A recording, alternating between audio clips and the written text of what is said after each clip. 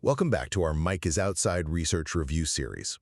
So today we're unpacking a massive 2025 study on how Americans use the outdoors during the pandemic. Honestly, it's a critical blueprint for modern urban planning, corporate wellness, and real-world health infrastructure today. First, the data highlights the absolute power of adaptive engagement. Basically, if you couldn't find creative ways to keep up your outdoor habits when your usual spots closed down, you saw a massive spike in stress and depression.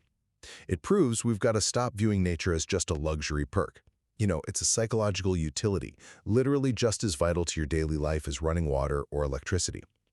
Second, we've got a really tough reality check regarding the access gap. Despite public health folks practically begging us to get outside, recreation actually plummeted, and the hardest hit? People of color, younger adults, and folks facing financial hardship. It leaves us asking, right? If stepping outside is technically free, why were the most vulnerable people locked out when they needed it most? Finally, that brings us to the professional implications. The research gives city planners and developers a literal blueprint to fix these structural barriers. It's called the 330-300 rule. Get this, every single home should see 3 trees. Neighborhoods need a 30% tree canopy, and everyone should live within 300 meters of a park. We just can't treat green space as decorative landscaping anymore. It's life-saving health infrastructure.